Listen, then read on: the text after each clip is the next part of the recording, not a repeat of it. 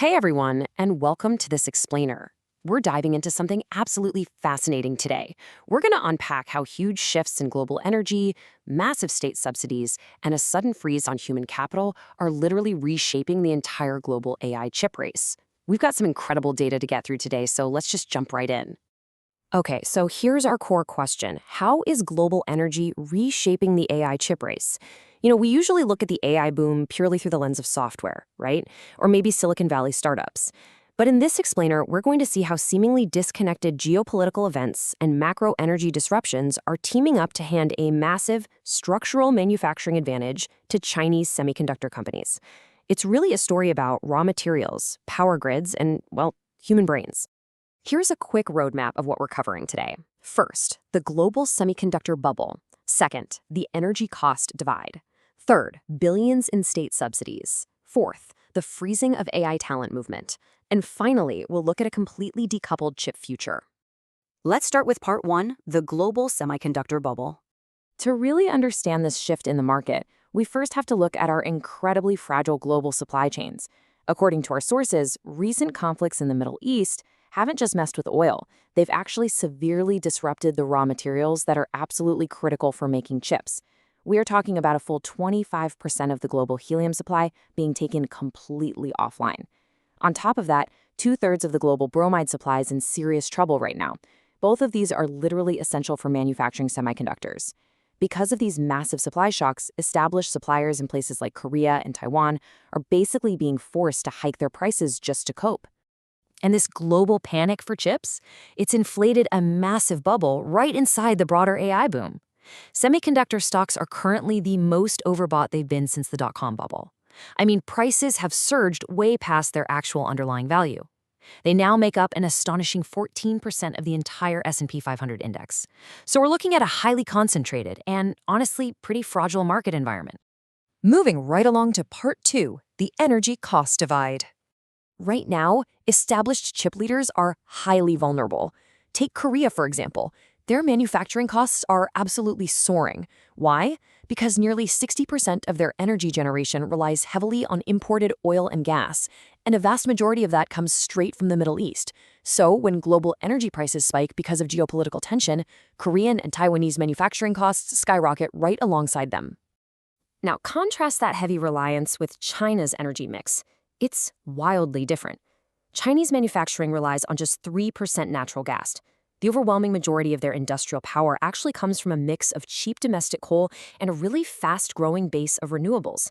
So while their competitors are getting slammed with premium, highly volatile energy prices, China is able to keep its massive production lines humming along at a consistently low cost.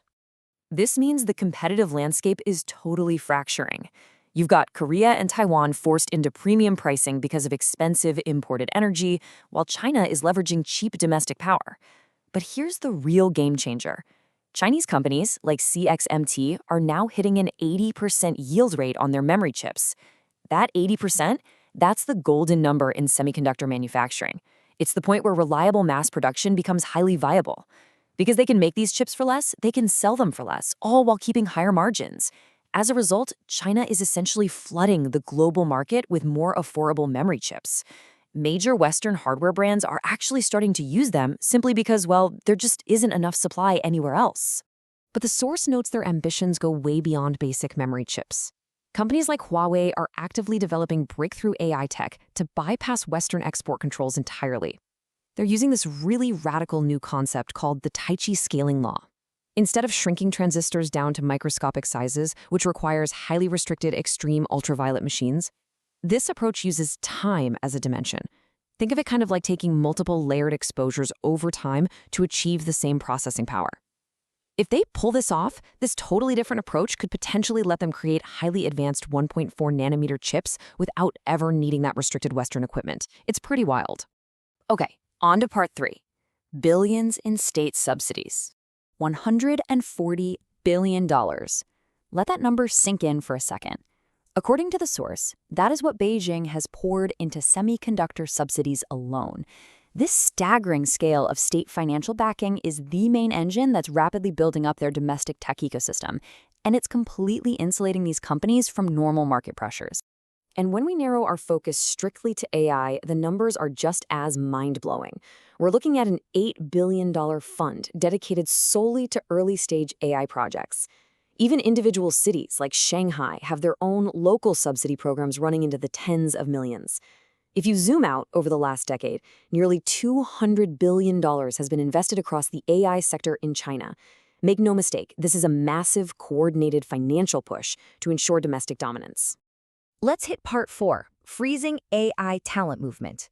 So because these domestic companies were basically built on taxpayer money and massive state subsidies, Beijing is pulling up the drawbridge to protect their investment. The source outlines some really strict lockdown tactics. For example, the government outright blocked Meta's $2 billion acquisition of the Chinese firm Menace AI. On top of that, top AI executives at major firms like Alibaba and DeepSeek, well, they now require explicit government approval just for international travel, and their movements are strictly monitored. The state's message is crystal clear here. The knowledge built with Chinese subsidies stays in China. Now, you might be wondering, doesn't this lockdown run the risk of totally isolating them? Well, the government is making a highly calculated bet here.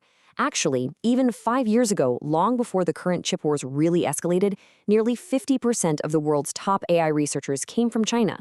They firmly believe their domestic talent pool is deep enough to compete on a global scale. Having spent potentially $500 billion building this ecosystem over decades, they are fiercely ensuring their top minds don't just walk out the door and join foreign competitors. Finally, part 5, a decoupled chip future. For an objective look at this new reality, we can turn to industry leaders. NVIDIA's CEO, Jensen Huang, recently stated that China obviously already has all the chips they need, but more importantly, they are successfully exporting their technology and competing globally right now. This is a huge signal that previous strategies, the ones aimed at controlling exports and limiting their access to legacy tech, might actually already be becoming obsolete. So to sum up the tactical playbook we've uncovered in this explainer, Step 1, leverage cheap domestic energy to flood the market with affordable, reliable memory chips. Step 2, use massive state subsidies to develop breakthrough AI tech locally, entirely bypassing Western equipment. And Step 3, aggressively lock down the human capital and knowledge built from those subsidies. We are absolutely witnessing a true coordinated decoupling, and it's not just about supply chains anymore. It's a decoupling of human brains and foundational knowledge. Which brings us to the ultimate macro concern outlined by the source material. If this strategy succeeds and China achieves true AI chip parity, they possess the manufacturing and energy capacity to literally flood the world with highly affordable AI chips. And here's the geopolitical twist. They could require global buyers to purchase these critical technologies using the Chinese RMB instead of US dollars. This would transform the semiconductor race from just a purely technological competition into a powerful new mechanism for global de-dollarization, essentially forcing nations to bypass the US financial system entirely. And that leaves us with a really critical, incredibly provocative question to consider as we wrap up this explainer. Given their massive structural advantages in energy costs, state-backed financing, and strict talent retention, is AI chip parity going to arrive much sooner than anyone anticipated? And if so, how far will they go to fully decouple from the existing global economic system? This is a fundamental shift in the technological world order, and the ripple effects are literally just beginning. Thank you so much for joining me for this deep dive. Take care, and as always, keep questioning the data.